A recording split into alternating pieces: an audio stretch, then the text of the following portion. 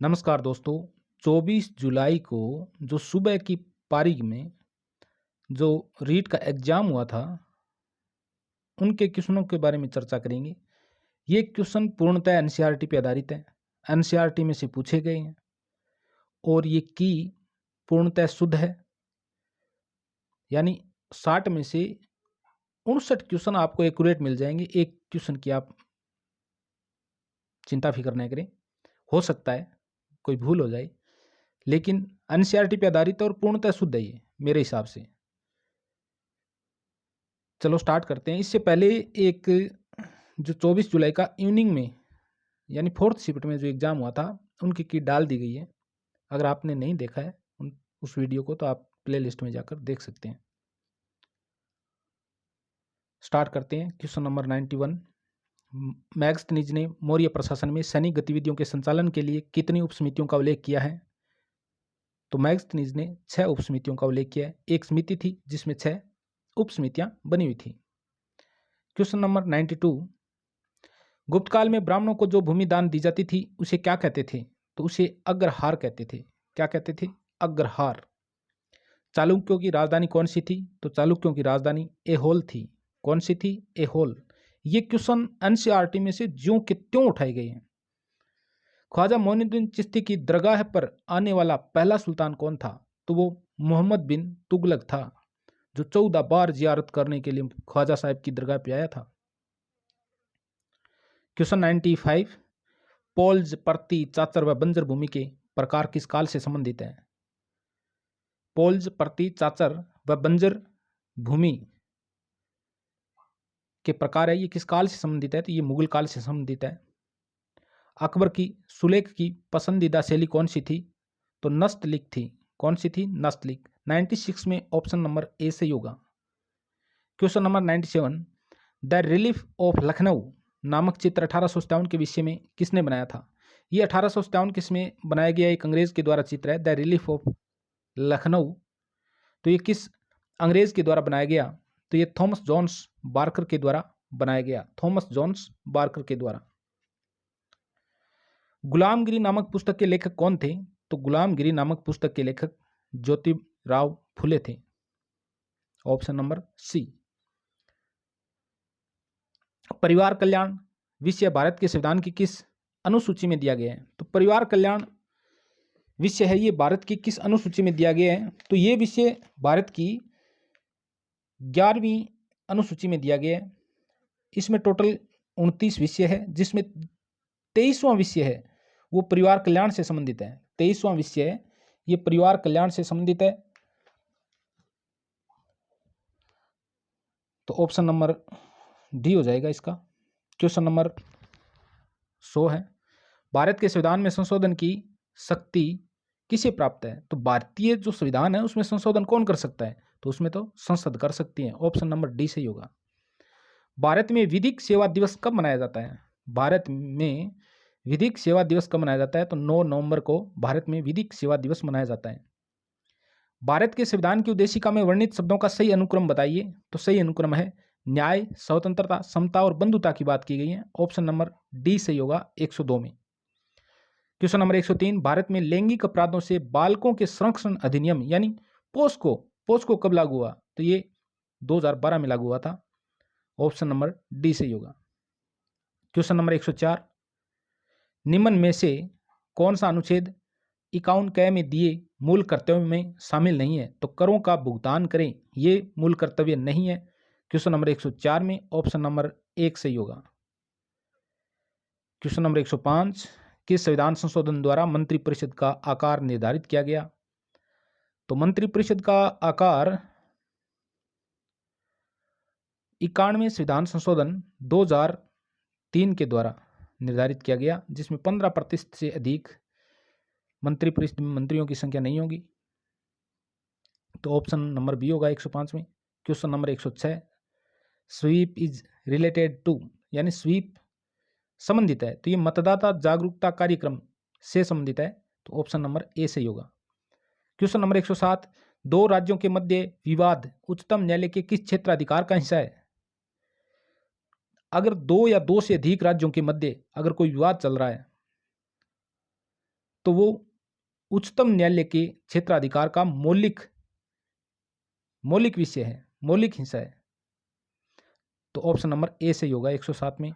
Question number 108, मूल संरचना का सिद्धांत न्यायपालिका ने किस वाद में प्रतिपादित किया? तो मूल संरचना का सिद्धांत न्यायपालिका ने किस वाद में प्रतिपादित किया था? केशवानंद भारती वाद में। क्वेश्चन नंबर 109, निम्न में से कौन सा कथन असत्य है? असत्य बताना है।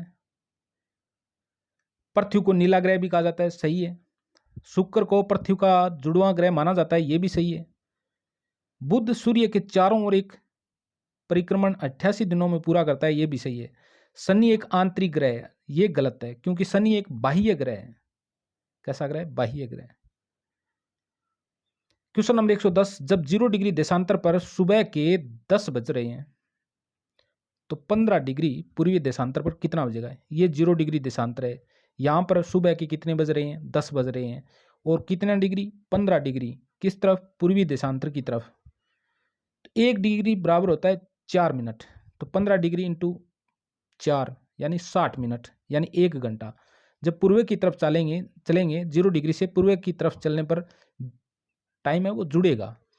तो 10 में 1 जोड़ेंगे तो वो 11 हो जाएगा। तो 110 नंबर क्वेश्चन का आंसर होगा ए, यानी 11, प्रातः 11।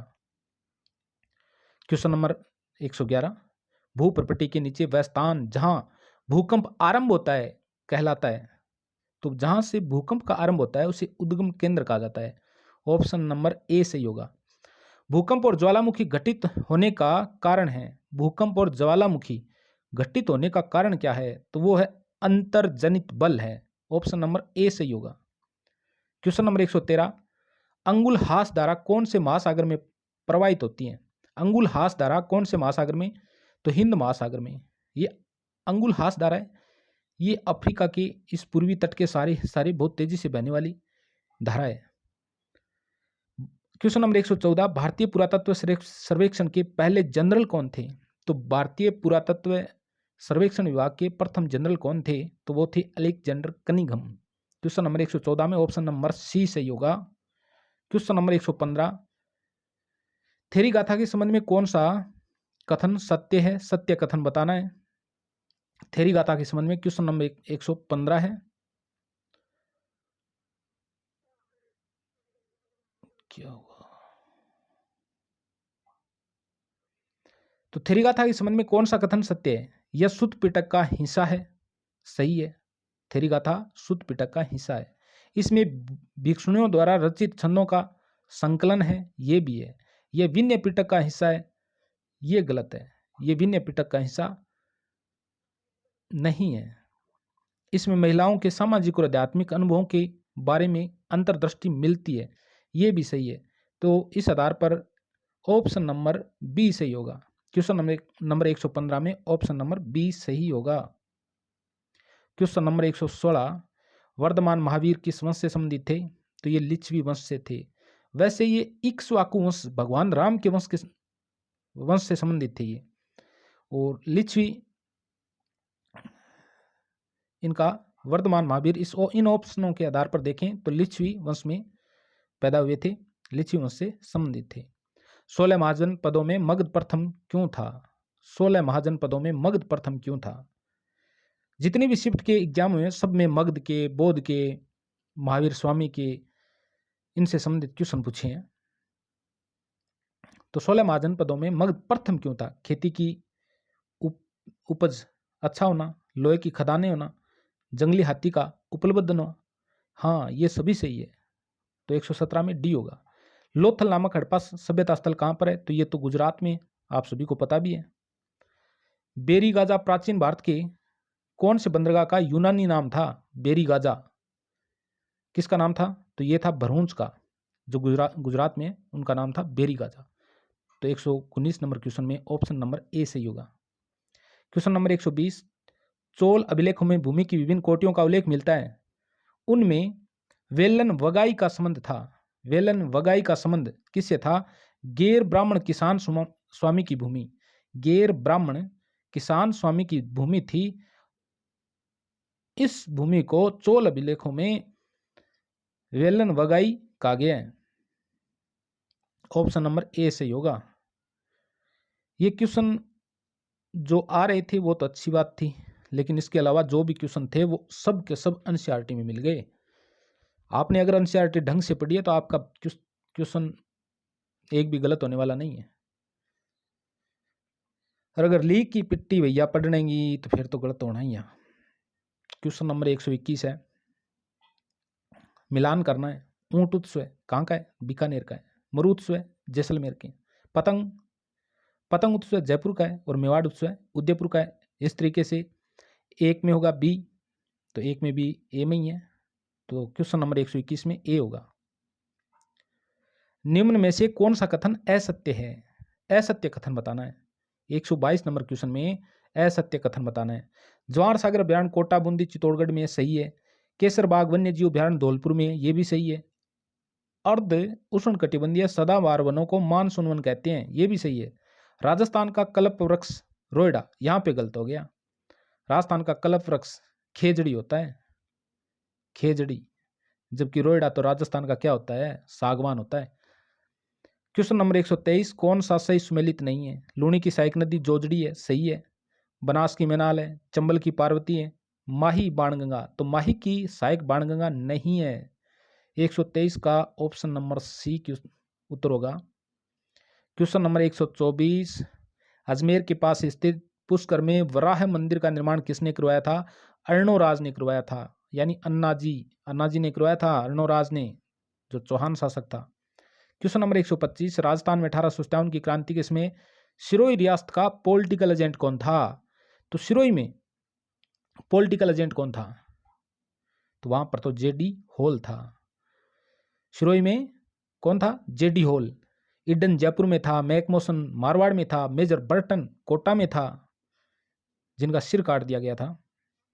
तो सिरोही रियासत में जेडी होल था। ऑप्शन नंबर ए सही होगा 125 में। क्वेश्चन नंबर 126 में मोतीलाल तेजावत किस गांव के निवासी थे? तो ये तो कोल्यारी गांव के निवासी थे। ऑप्शन नंबर सी सही होगा। 1987 का सूर्यमल मिशन पुरस्कार कन्हैयालाल सेठिया की किस साहित्यिक रचना को दिया गया? ये बहुत शानदार रचना है, शब्द इस पे दिया गया, सूर्यमल मिशन पुरस्कार। 127 नंबर क्वेश्चन में ऑप्शन नंबर डी सही होगा। हातल गांव, जहां पर गोकुल भाई भट्ट का जन्म हुआ था। हातल गांव का संबंध राजस्थान के एकीकरण में कौन सी रियासत से जुड़ा है? तो ये सिरोही रियासत से जुड़ा है, और ये गोकुल भाई भट्ट से जुड़ा हुआ है। Question number 129, governor general lord William Bentinck ने किस दुर्ग को दुनिया का दूसरा जिब्राल्टर कहा था? तो ये तारागढ़ अजमेर वाले को कहा था। आदिवासियों का कुंभ राजस्थान के कौन से मेले को कहा जाता है? तो बेणेश्वर मेला नवाटापुरा गांव डूंगरपुर में भरता है, जिसे आदिवासियों का कुंभ कहा जाता है। तो ऑप्शन नंबर ए होगा 130 में। क्वेश्चन नंबर 131, थमणियों, थेडियो, आडे, ठुसी नामक आभूषण महिलाओं द्वारा कहाँ धारण किए जाते हैं? तो ये आभूषण है, ये कंठ में धारण किए जाते हैं। कहाँ पर? गले में, कंठ में। तो ऑप्शन नंबर बी हो जाएगा। क्वेश्चन नंबर 132 में Maharaja school of arts and crafts की स्थापना किस राजस्थानी शासक द्वारा करवाई गई थी? तो ये स्वाई राम सिंह के द्वारा की गई। मदरसा हुनरी के नाम से की थी, फिर 1886-87 में इसका नाम बदलकर महाराजा स्कूल आर्ट्स एंड क्राफ्ट्स कर दिया गया था। तो 132 में ऑप्शन नंबर बी होगा। क्वेश्चन नंबर 133, वालर नृत्य किसके द्वारा किया जाता है? तो वालर नृत्य स्त्री व पुरुष द्वारा किया जाता है। वालर नृत्य ग्रास या जनजाति का नृत्य, ये वालर नृत्य है सिरोही के अंदर, जो स्त्री और पुरुष मिलकर करते हैं, युगल नृत्य है ये। क्वेश्चन नंबर 134, निम्न में से किस उद्देश्य की संप्राप्ति पर विद्यार्थी किसी मानचित्र में अंकित अशुद्धियों को सही कर सकता है? ज्ञानार्जन, ज्ञानापयोग, बोध का विकास, क्रियात्मक कौशलों का विकास। तो इसमें ऑप्शन नंबर डी होगा, क्रियात्मक कौशलों का विकास। 134 में डी। क्वेश्चन नंबर 135, शिक्षा नई पीढ़ी के सामाजिकरण के अतिरिक्त कुछ नहीं है, यह कथन कहा गया। तो ये द्रुखिम किसके बारे में कहा गया है? द्रुखिम। ऑप्शन नंबर ए से ही होगा। द्रुखिम यानी एमाइल, इसे एमाइल भी कहते हैं। Question number 136, model of understanding level of teaching को किस नाम से भी जाना जाता है? तो इसे मॉरिसन मॉडल के नाम से भी जाना जाता है। ऑप्शन नंबर बी सही होगा क्वेश्चन नंबर 136 में बी। क्वेश्चन नंबर 137, निम्न में से बेंजामिन ब्लूम के संज्ञानात्मक पक्ष से संबंधित कौन सा शिक्षण उद्देश्य नहीं है? ज्ञान, ज्ञान तो है, विश्लेषण ये भी है, मूल्यांकन ये भी है, अधिग्रहण नहीं है। क्या नहीं है? रिसीविंग, अधिग्रहण ये नहीं है। ऑप्शन नंबर बी सही होगा, 137 में बी सही होगा। क्वेश्चन नंबर 138, अनुदेशन तकनीक की प्रकृति के अनुसार प्रायोजना विधि संबंधित है। TCI यानी अध्यापक नियंत्रित अनुदेशन से संबंधित है। तो क्वेश्चन नंबर 138 में ऑप्शन नंबर ए सही होगा। क्वेश्चन नंबर 139, मूल्यांकन एवं मापन के संबंध का निर्धारण निम्न में से किस सूत्र द्वारा प्रदर्शित किया जा सकता है? तो मूल्यांकन के बराबर होता है मापन प्लस मूल्य निर्धारण। मापन प्लस मूल्य निर्धारण से मिलकर बनता है मूल्यांकन, इसलिए 139 में ऑप्शन नंबर बी सही होगा। क्वेश्चन नंबर 140, निम्न में से कौन सा पद या प्रायोजना विधि का भाग नहीं है? तो कौन सा भाग नहीं है? सूचना का विश्लेषण, ये भाग नहीं है। तो 140 में ऑप्शन नंबर सी सही होगा। क्वेश्चन नंबर 141, राष्ट्रीय शिक्षा नीति 1986 में मूल्यांकन को निरंतर और व्यापक बनाने के अंतर्गत निम्न सुझाव नहीं दिया गया। कौन सा सुझाव नहीं दिया गया? प्रश्न पत्र निर्माण में अध्यापकों को गहन प्रशिक्षण की आवश्यकता नहीं है, यह सुझाव नहीं दिया गया। ऑप्शन नंबर 141 नंबर प्रश्न में ऑप्शन नंबर डी होगा। क्वेश्चन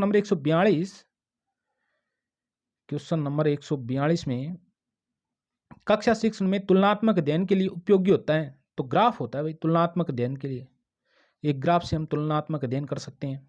तो क्वेश्चन नंबर 142 में डी नंबर ऑप्शन होगा। प्राचीन एवं वर्तमान काल की संस्कृति एवं लोक जीवन का छात्र प्रत्यक्ष रूप से ज्ञान प्राप्त करता है, तो वह स्थान होता है। तो बालक प्रत्यक्ष रूप से ज्ञान प्राप्त कर सकता है भ्रमण के द्वारा, अवलोकन या निरीक्षण के द्वारा, ऑब्जर्वेशन के द्वारा, किसी संग्रहालय का ऑब्जर्वेशन करके वहां से बच्चा है वो जीवन में प्रत्यक्ष ज्ञान प्राप्त कर सकता है। तो ये सभी हो गई। क्वेश्चन नंबर 143 में डी ऑप्शन होगा। दोस्तों सभी के सभी जो प्रश्न है वो NCERT से उठाए गए हैं, और मैंने रीट के एग्जाम से 10 दिन पहले, जस्ट 10 दिन पहले कक्षा 6 से लेकर 10th तक टोटल NCERT के जितने भी फैक्ट्स बन रहे थे उन सभी फैक्ट्स को वीडियो के माध्यम से आपके रिवीजन के लिए सुपर फास्ट रिवीजन सीरीज के नाम से वीडियो डाले थे, जो बहुत शानदार सिद्ध हुए हैं। इसके अलावा 6 से 10th तक की राजस्थान अध्ययन से संबंधित पुस्तकों के वीडियो भी डाले थे, उनमें से अधिकांश क्वेश्चन पढ़े हैं। यानी राजस्थान अध्ययन और NCERT दोनों में से क्वेश्चन आए हैं, बाहर से नहीं आए हैं। आपने अगर ढंग से पढ़ा है तो वहीं से आए हैं। उत्तर भारतीय मैदान में बाढ़ निर्मित नए युवा निक्षेपों को जाना जाता है। तो उत्तर भारतीय मैदान में बाढ़ निर्मित नए युवा निक्षेपों को खादर जाना जाता है। यानी जो नवीन जलोढ़ मिट्टी होते हैं ना, नवीन जलोढ़ मिट्टी, उसे खादर कहते हैं। और जो पुरानी जलोढ़ होती है, जहाँ पर पहले नदियों के द्वारा मिट्टी बिछा दी गई थी, पुरानी जलोढ़ मिट्टी है, उसे बांगर या बांगर कहते हैं। और जहाँ पर नदियाँ निकलती है, कंकरीली पथरीली भूमि होती है हिमालय के तराई प्रदेश से पहले, तो वो भाबर है। और उसके बाद में जो दलदली क्षेत्र है वो तराई है, और उसके बाद में तो नदी भूमि पे आई जाती है। तो क्वेश्चन नंबर 144 में ऑप्शन आपके अनुसार आपका उत्तर होगा बी, यानी उत्तरी भारतीय मैदान में बाढ़ निर्मित नए युवा निक्षेपों को खादर, यानी बी ऑप्शन होगा।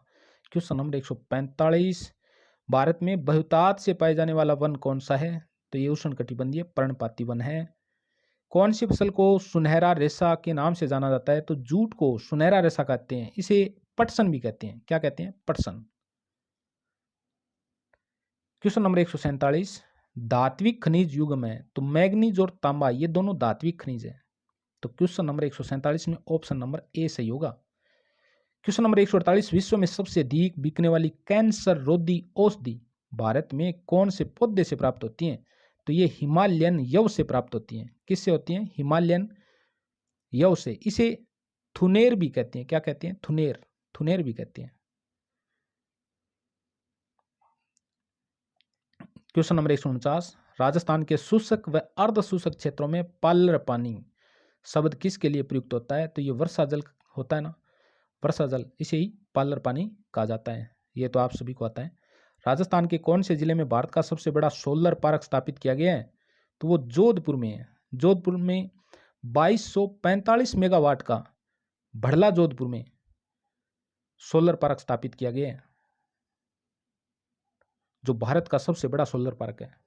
तो दोस्तों, आपको क्वेश्चन कैसे लगी? अगर आपको वीडियो अच्छा लगा है तो प्लीज़ लाइक, शेयर, सब्सक्राइब करिए, अपने दोस्तों को सेंड करें और ऑल नोटिफिकेशन पे क्लिक करें। इससे पहले 24 जुलाई को जो इवनिंग में यानी 4th शिफ्ट थी, उसका वीडियो भी डालती हैं, तो वो क्वेश्चन भी आपको निकालने चाहिए। और इसके बाद में 23 जुलाई को जो शाम की पारी हुई थी, यानी सेकंड पारी हुई थी, वो क्वेश्चन भी मैं डालने वाला हूँ, तो आप उन्हें भी देखिए। और सब के सब क्वेश्चन एनसीईआरटी में से आए हैं। ओके।